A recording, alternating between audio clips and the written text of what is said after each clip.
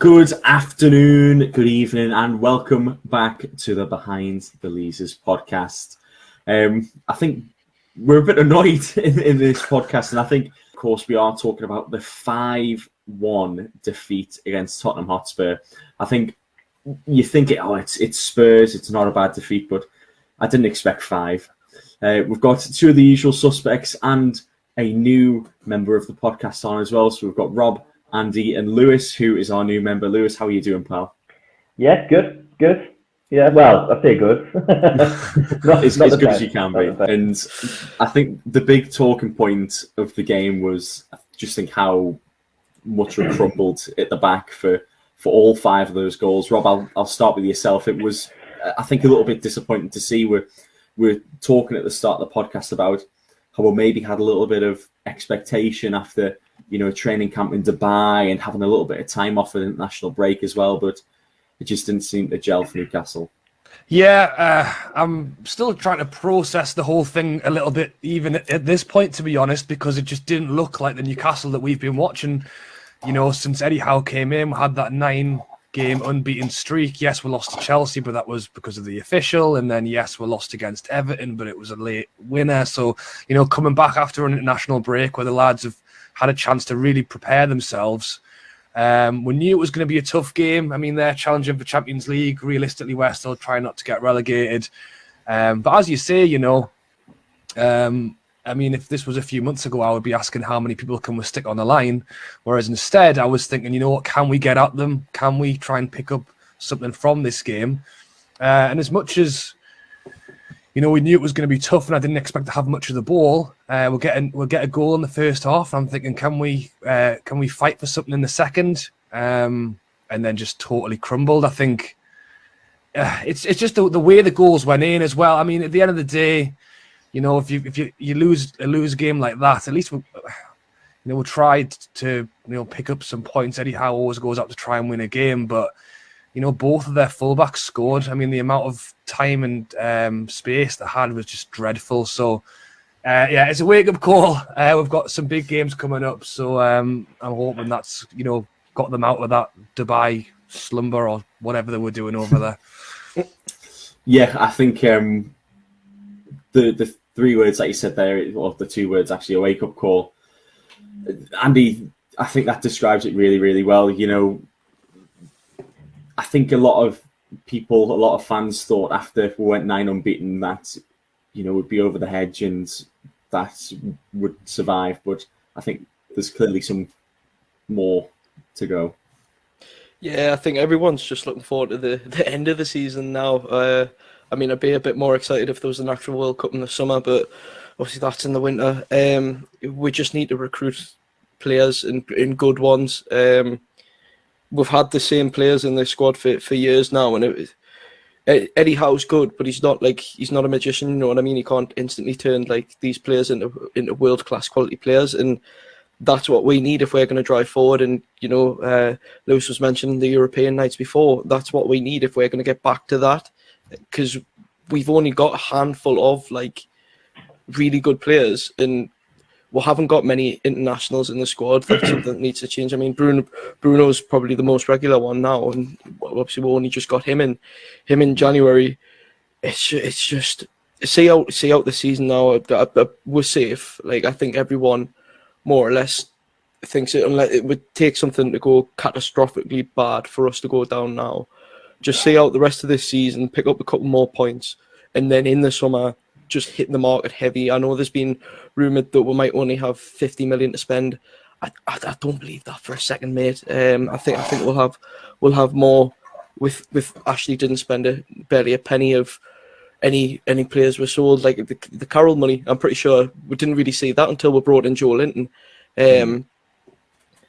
So yeah, get to the summer, get some new faces in, centre halves.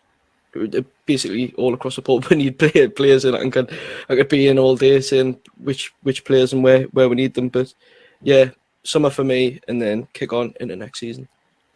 Definitely. And Lewis, coming to yourself now, we looked at the lineup and it was slightly changed from the previous games. Of course, Shelby back into the lineup after having a little bit of a spell out. I think there was maybe some COVID problems as well in the squad. I'm not sure who was out because of that. Bruno was on the bench as well. Looking at the results after what's happened, would you have maybe started any players differently, or would you have made any changes a little bit earlier on? It's a hard one, really, because you had Bruno, who'd just been on an international break. So he had flew, what's that, let's say 20 hours to get back to the UK from Brazil. You had Almiron, similar situation, only back in the country for a day or two. Then you had a Shelby who'd been ill. Do you put a fit and fighting Bruno, who just scored for Brazil and was playing fantastic in the middle of the park? I don't know, it's a hard one. I mean, it's not very often Eddie Howe gets it wrong in the first place. So, you know what I mean? You give the benefit of the doubt and I say the lineup, it's not the same as the grumbles I used to make when it was Bruce, and you think, right, that team's getting a hammering, an absolute hammering, depending on the lineup was how the result was going to go. Whereas now we've got a way of playing. So actually, at the start of the game, I thought, right, that's the team that went 9 unbeaten, basically. I think it's bang on the same team, other than maybe Manquillo's in there instead of Kraft, who I prefer Manquillo. So yeah, at the start, I was quite hopeful. I thought we were going to get a result. Naivety, I mean, but I thought we might have got a result, but it obviously, it wasn't to be. There's not too much I would have changed. There's not too much you can do with the players we've got anyway. Definitely, yeah. I think, that's been the big problem all season. It is the depth, of course.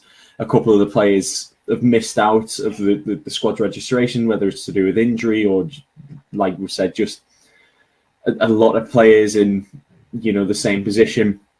There's a player, though, that I want to discuss, and it's a player that we've discussed a lot. It is Alan Saint-Maximin, a player who I think, for me, he really, really does frustrate me. And even Eddie Howe as well, he was asked about how does he coach a player like Saint-Maximin, and he says, he's maybe a little bit worried to coach him. He doesn't know how to coach him properly. Rob, how long do you think it'll be until you might have to think about Saint-Maximin's place in the squad?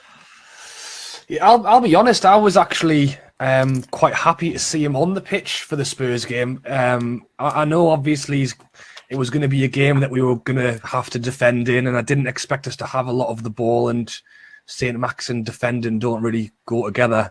But I had a feeling that we'd need that counter and we would need that pace. Chris Wood isn't the quickest lad. Almiron's not getting a game. Fraser's not the quickest guy either. I think he's lightning quick, and it's someone we can definitely use. But as you've said there, for whatever reason, things just aren't quite adding up at the moment. I've got faith that he'll come good again. I just think that he's a good player, and like all sports, football's the same. It's a confidence game, and when you're playing well, you're playing well. I mean, look at Joe Linton, and he wasn't great. He got all his confidence. Now he's playing amazingly. Saint-Max had an injury. I think he had a cough, then a groin, and then he was ill, and then he was back. And I just think he's had a bit of a journey. And at the end of the day, he was one of 11 players who were useless yesterday. So it's not right to point the finger at him and say, oh, he wasn't great, was he? When in reality, there was people who probably played even worse. So I'm hoping that as we come back for the game on Friday, Eddie Howe will have put them through the paces, and I'm hoping that he, like the other players, can come back with a bit of a bounce. And at the end of the day, you look at the squad and the players that were looking to move on in the summer. Saint-Max is not on my list. If you think we're going to spend 50 to 100 million or whatever, you're looking at getting out the players who aren't even the squad, like Clark, and then maybe make a space for Gale, make a space from letting one of the goalkeepers go. Even if we kept Saint-Max as someone to bring off the bench with 30 minutes to go as a super sub, like he would still be part of my squad. So I get the frustration from fans, but I feel like just to point at Saint-Max alone is harsh. I think the thing for me is it's not just been the Spurs game where it's been really, really frustrating. It has been multiple games in a row. When he came off the bench against Chelsea, I thought he didn't make an impact at all, and then we ended up getting beaten that game. Everton as well. I just didn't think he made an impact. He was losing the ball very, very easily. But like you said, I do hope he does become better, especially towards the end of the season. Andy, just coming to you, I've just been looking at a few articles on St-Maximin now, and the most recent ones are actually saying that the club could be looking to sell him in summer. He's got a 50 million price tag on him, apparently, or that's how he's valued. Aston Villa are interested. Would you sell him in the summer? Would you, if a bid came in that big for him, would you sell him or? It's been slow news week this week, hasn't it? It's no surprise that these rumours come up and about. Look, Maxi had a 60 million price tag under Ashley. If anything, I wouldn't go as far as saying that doubles, but it's definitely more than 50 million. Like, I know we only paid, 21, I think, for Maxi, but especially Villa, of all teams as well, we will not sell a player like Maximin to Aston Villa because they really our main competition now. That's what kind of bubble we're in, that wanting to be pushing up for Europe places. That's where we are going into next season. So the last team we're going to sell Maxi to is Aston Villa. Do I believe he might want to go? I know some of the Steve Wraith Brigade and all that have probably hounded Maxi over the last couple of weeks, like your dad having a go at him because if he can do a couple of step overs and doesn't play like the usual left mid and just go down the wing, cross the ball in, Maxi tries to make a difference. For me, Maxi always starts in our team at the minute because who else do you play? Maxi's the only one in that front three that can get a hold of the ball and create something himself. Wood looks like he's really struggling in front of goal wise. I know he hit that like half volley which went slightly wide, but apart from that, like, he's great at holding up the play, but he needs to find that confidence back in front of goal again. Fraser can create, but then again, he needs Wood in those spaces. And we've got that problem at the minute where Wood's playing quite deep and he's almost playing as a false nine rather than a striker. And it didn't work yesterday. It just completely didn't work. I was surprised we didn't change to a back five to match theirs yesterday. Because he did that against Chelsea. I was quite surprised he didn't do that against Tottenham. And they're always going to be a threat. I mean, Kulusevski's been absolutely fantastic, like an amazing signing for them since he's came in. Kane has found form again.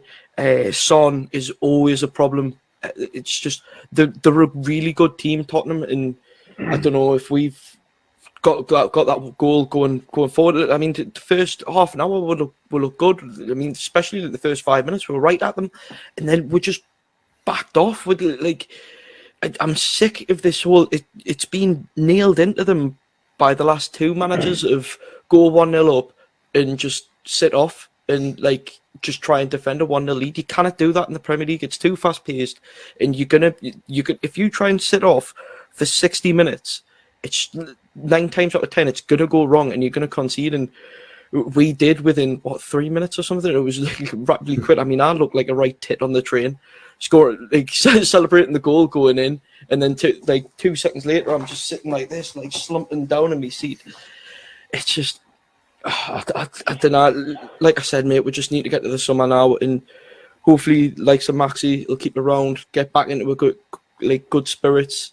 And we just find where we are. Like that's what we need. I mean, we're in a bit of a mixed situation now because we went that 9 games in a row without getting beaten, so everyone's getting carried away, and then we've been hit back down to reality quite hard, to be honest. I mean, I don't know about you lads. I was just like moping about last night after the game. I was just like, for Christ, is this what it is again?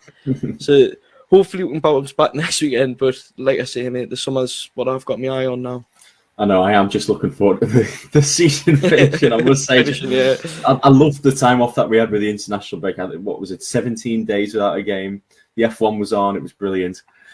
Lewis, coming to yourself now. Of course, Andy has been talking about the summer and the transfer window. Rob mentioned as well that he would keep St-Maximin and keep him as a player who, you know, in future would come off the bench and have the moments of magic in, you know, the 30, 40 minutes or so that he'd be playing. Do you feel the same way about that, or would you have him in the starting lineup for a long time coming? I don't know about a long time coming. I think he's so Marmite. He just literally, he would split any fan base. Doesn't matter which club he played for. One thing I would say about Saint-Maximin, I think people don't look at it enough, is how many clubs he had between the age of 18 and 21. Club after club after club after club. He played in Germany, he's played in France, obviously he's played in England now. This is the longest he's stayed at any club. This is the closest he's had something he could call home. And I think he gets very comfortable. We'll love a sort of French winger at Newcastle, especially on the left wing. We're renowned, we've always just seen, I don't know why, but we always just seem to have a French left winger. It seems to be standard. It's not a Newcastle squad without a French left winger in the squad. Again, I think he splits opinion. I think his last season for Newcastle is next season. I think after that, he's one of those players that if he doesn't start churning out those numbers, that's expected of you in the Premier League. We're talking as a winger, what you should be getting, but depends on whether you're playing inverted or if you're playing actually on the wing. You're talking the goals and assists, we're talking 10 goals, 15 assists, 15 goals, 10 assists. Either way, we're not getting that from Saint-Maximin, nowhere near that. Not that I don't expect that of him in this squad. However, if we improve in the summer and we go to buy in, we're saying like just off the peak sort of Champions League players who just don't make it into Champions League squads, and that squad around him is improved, and he still doesn't start delivering, then you're asking questions. You're going, right, you've got the squad around you, you've got the natural finisher who's playing number 9, and you've got this, you've got everything around you. We're now playing possession football, and you're still not delivering those numbers. And I don't care what anyone says. Yes, someone can influence the game, but you've still got to get those numbers. And as a winger, that's your main outlet. Yeah, it's not like the 90s and early 2000s where you play with 2 strikers. Your wingers are now, you're expected to score those goals. They're expected to get those mass amounts of assists. I mean, in the bottom half, probably, what does he get in every squad in the bottom half? Do you think? I'd say so, probably. Yeah. Do you think he gets the starting lineup for every squad in the bottom half? Okay, so and then top half, whose squad does he get in? So this was a discussion that was on Twitter a few days ago that I saw. Like you said, every bottom half squad he'd get into, but looking maybe 1, 2, 3 of them, and then you sort of have the big 6 after that. So I wouldn't expect him to go into a top 6 squad now. But I was going to ask you, if he does go next season, do you think his stock would increase or decrease? If he what, sorry? If he was to go next season, at the end of next season, do you think like his transfer value would be higher or lower than it is now? Or? That's such a hard question. That was a good question as well. Of course, you can't anticipate what's happening, but no, of course you're not. Obviously, then I'd be a millionaire. But I think with a better squad, I think possession football would suit him. Where we're not relying on him to track back. Look, you know what type of player he is. He's never, like Laura said, he's never going to track back, ever. That's just not his game. If you can get him in a situation where all of his energy is focused on attack, taking that ball forward, beating that man. And I don't know if any of you have seen the podcast that Trippier did with the True Geordie. Yeah. Trippier said the first thing I did when I come in, near enough, to say to Saint-Maximin, stop trying to beat that man again. Get that ball into the box. And I still don't think he's doing that. I still don't think he's getting that ball into the box. So he's not listening, and that's worrying because I can tell you right now, I can almost guarantee the Newcastle coaches will be sat there saying, "Look, this is where you need to improve your game." I would say every other player has improved their games in the areas where they needed to. Even Kraft. Look at Kraft. We've had some absolutely amazing performances out. Well, I wouldn't say amazing. Yeah. We've had some great, solid performances out of Kraft. Everybody knows what they're doing, and I feel like Saint-Maximin is the odd one out in that.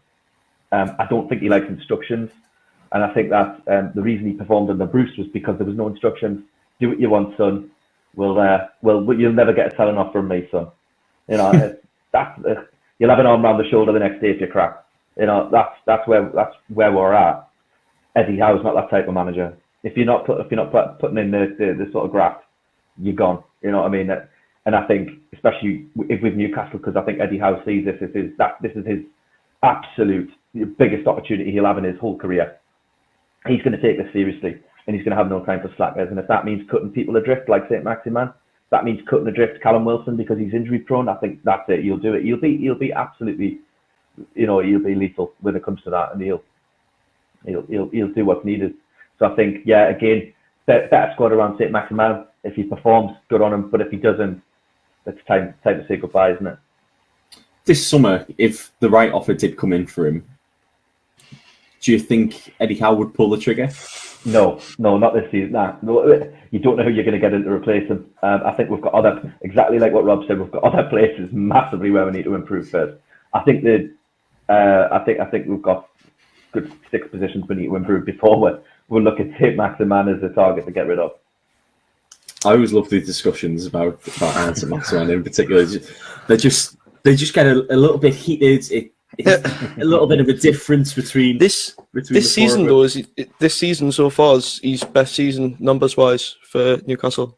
He's shown in the 3 seasons he's been with us, his numbers improve every year. So that's one thing to keep an eye on going into next year. What's he on this season? He's on 5 goals, 3 assists, which I think is our second top scorer, if I'm not wrong, to Callum Wilson.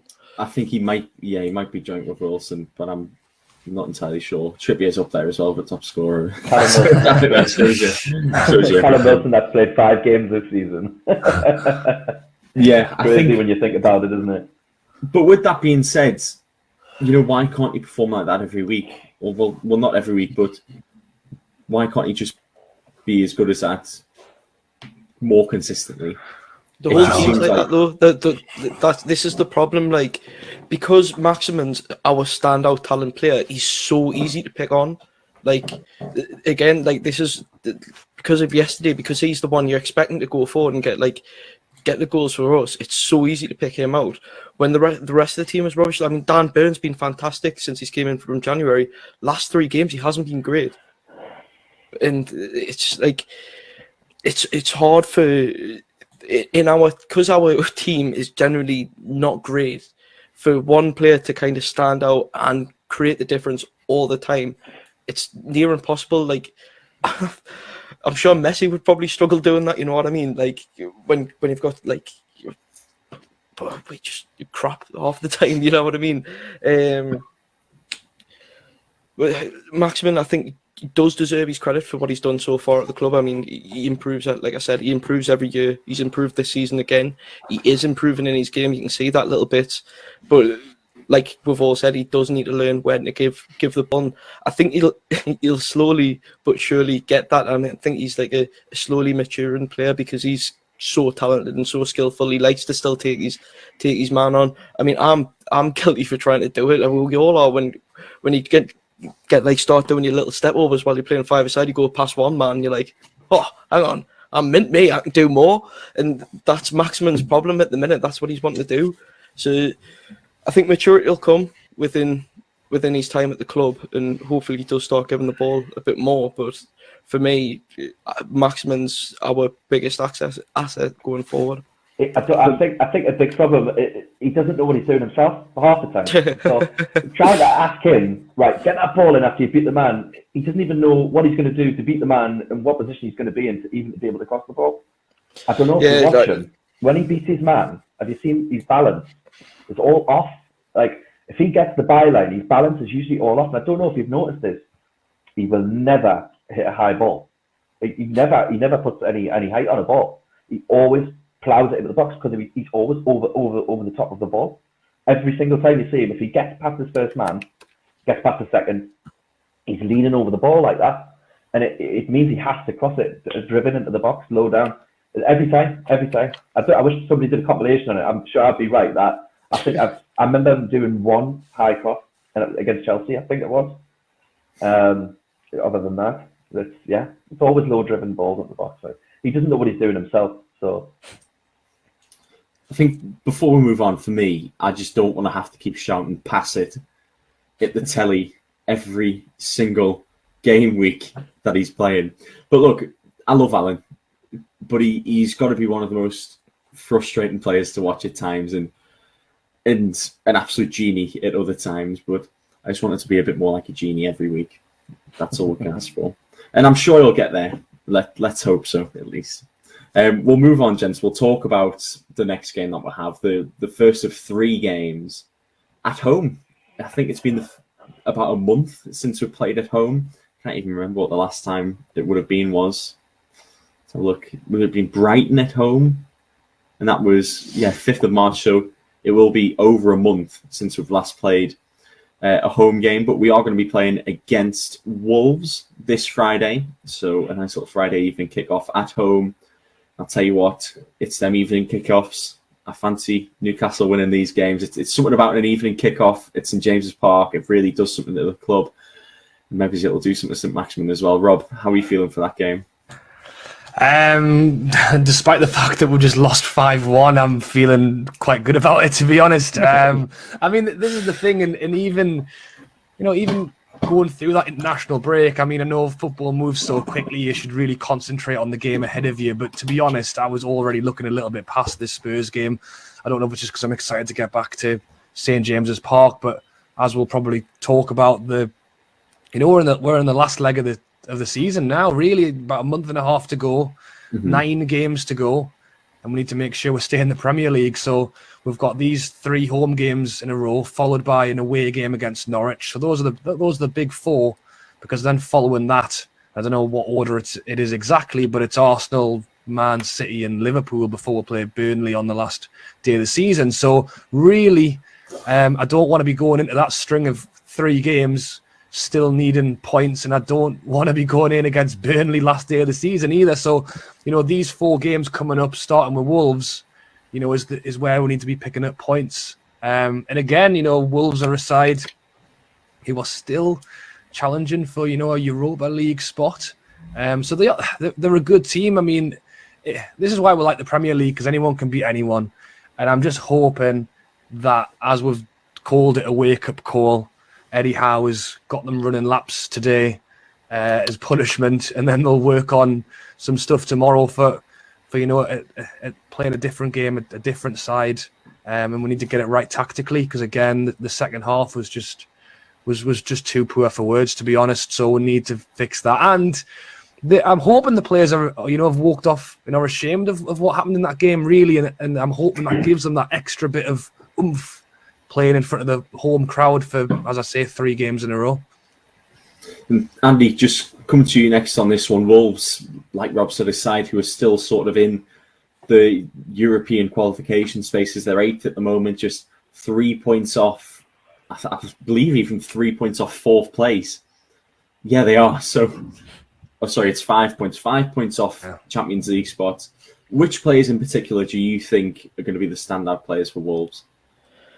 Can't say I'm the biggest Wolves fan, but your usuals, your Raul Jimenez, Ruben Neves, Moutinho, even though he seems to have been around for decades, he still seems to be able to pull his part. And Jose Sarr, the keeper, he seems decent. They're a really decent team. I mean, for me, this is probably our most interesting game this season, because Wolves was our last game of the Ashley era, and that was the game I looked at this season.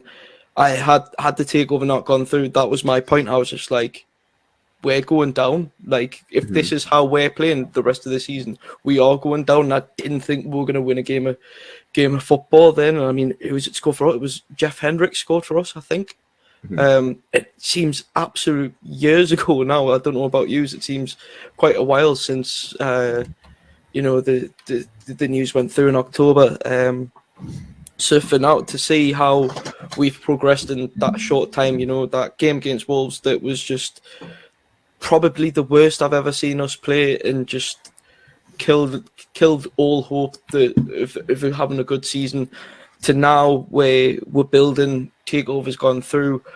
We've just came off the back of a horrendous result, but how can we build on that against the team that we've arguably, apart from this game just gone, had our worst display against this season? So Friday night will be really interesting, I think, and then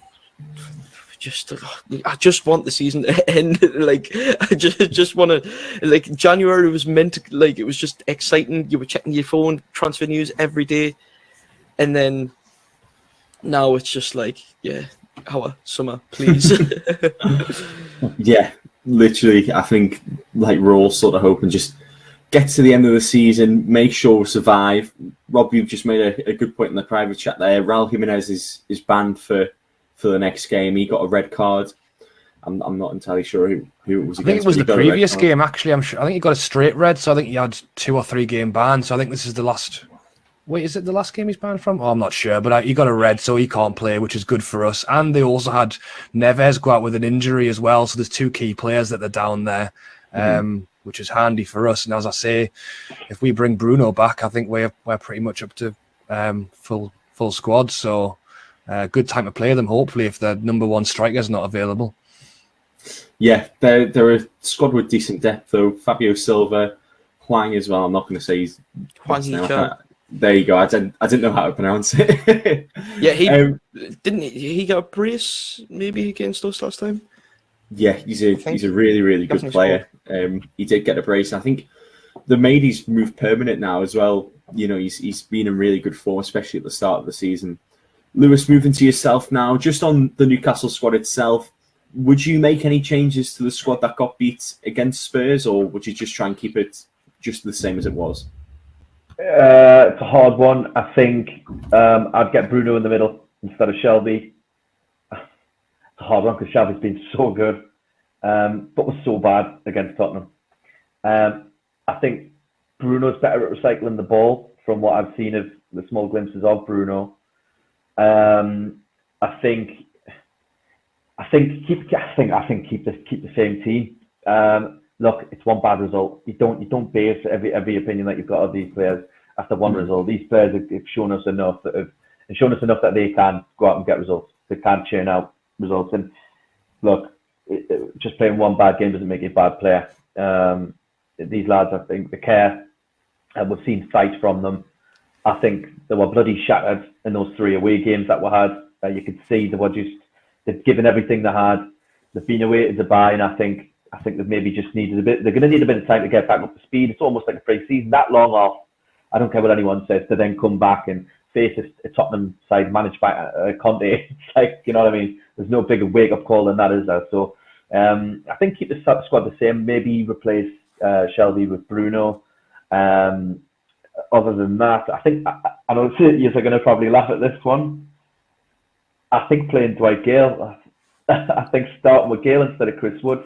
Chris Wood gives you an outlet, but for me, if you're playing Bruno, he likes to put the ball. I've seen where he likes to put the ball, especially against Southampton. You need somebody who can run the line. And Gale's been within the squad. He's still been there. He's went away in the warm training camp. I think you need somebody who can run the line. And Chris Wood just can't do that. He hasn't got it in his locker. That's not his game. Or maybe even playing bringing him on after 50 minutes. I know it's controversial because he hasn't played. We all know Dwight Gale, there's a player in there. Again, you don't suddenly turn crap overnight. The lad scores goals for fun in the Championship. I know it's different gravy, but I think to run those channels and just get the back line of Wolves knackered. We're too easy to play against sometimes. When you've got Chris Wood up top, he's so predictable. It's almost, I think most defenders could handle Chris Wood. He doesn't put his weight about like I thought he would before we signed him. I thought he's not as physical as what I thought he was going to be, and I've been surprised by how the lack of physicality in his game. So yeah, other than that, I'd keep the squad the same. Other than that controversial one there, and obviously bringing Bruno in, I'll get pouters for the Gale one, but I'm not bothered. No, I think it would be quite nice to see Dwight Gale back into the squad. We know, like you said, Lewis's potential. Well, I say potential, what he's capable of. So yeah, it would be nice. Maybe playing with 2 up front would be good as well. A bit more support for Chris Wood. You're playing there a bit more like a false 9, having him loop the balls over to Dwight Gale that you can run onto. Well, I don't know if I would quite agree with Dwight Gale, but I definitely know where Lewis is coming from. I do think that I think Chris Wood with his back to goal and no one around him is not helping him. I do think even if it was someone like pushing Willock into it more of a 10 role, just to kind of drag some players away from Wood, because whenever we give him the ball, he's marked by 2 centre-backs who are just kicking him in the back of the legs. If you can not get that knock-on for Willock running through, or even if we tried Saint-Max in a more central role, I think that would potentially help us create a little bit more, or at least help Chris Wood out, because at the minute he does look a little bit stranded or isolated on his own up there. We need to get closer to Wood, 100%. 100%. Now we'll go around the room for our score predictions as well. I can't remember what was said for the Spurs game, but oh God, we'll go for yeah, surely not. And I just had a little look as well. That was actually the second time Eddie Howe has been beaten 5-1 by Spurs. Wow. So October 2015, when he was the Bournemouth manager, first season that they come back up, Eddie Howe's Bournemouth got beat 5-1 against Spurs. And there was also, the stadium announcers when they do the added times and things like that. Their announcer left the tannoy on and started absolutely slating Bournemouth over the microphone. Wow! And I think he got sacked after that as well. So thankfully that didn't happen yesterday's game. No. But yeah, we'll go to Newcastle. yeah, you never know. But yeah, we'll go around the room for a score prediction. Rob, we'll start with you, pal. Oh, I think it could be.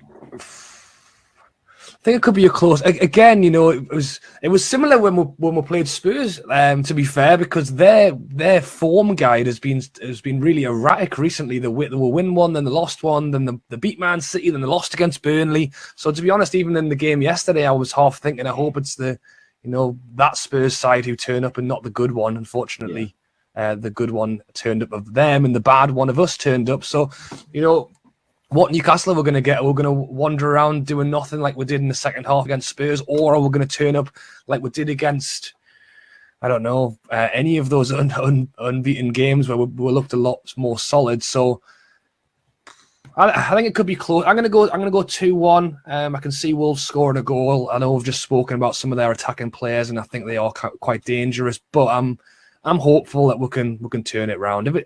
If it's not a win, I think a draw possibly, but I think it could be a tight game.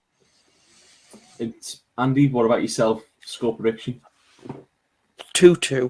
I want to say. I think we'll be right up for it, but again, we struggle defending. And if Hwang Hee-chan plays like he did last season, not last season, a couple of months ago, we'll concede. I think I'd usually be more positive. I'm usually one of the more positive ones, and I'll usually back us to win. But I feel like that. I don't know if you have seen the clip of the Accrington Stanley manager, where he's just like, "I'm rapidly falling out of love with football," which is my mood today. No, I think a draw is a fair result. I would take a draw going into the game, so I'm going to go 2-2. 2-2, yeah, very respectable 2-2 as well against the top 10 side. Lewis, a win, draw, or a loss? Really torn. St. James on a Friday night under the lights. I'd love to say a good 3-1, but realism is kicking in. I think I've got to agree with the 2-2. I think it's got draw written all over it. I think we'll turn up though. I think we'll play. I think we'll give them a game. I think we'll turn up. I think we'll try and right the wrongs of the Tottenham game. But I think they've got too much quality. And if they even half turn up, that's still just as good as our best, if that makes sense. Yeah. So yeah, I think 2-2. I think it's good. It's a good shout. Definitely, yeah. I think I'd agree with Lewis and Andy there. It'll be a score draw, but it should be a fun, entertaining game. Like I said, Friday night under the lights at St James's Park. It really does something to the team. Let's hope it does. But we're going to end it there, gents. Hopefully, it's not going to be another 5-1 that we'll talk about next week. But yeah, hopefully it is, but it's to us. That's what we want. Let's hope so. Mags. God, you Aggies. But yeah, thanks so much for coming on, gents. Of course, welcome to the podcast, Lewis. It's been great having you on. Thank you very much. Cheers. We'll see you again after the Wolves game. Hopefully, talking about a win. But yeah, thanks so much, everyone. Catch you later. Cheers. Bye.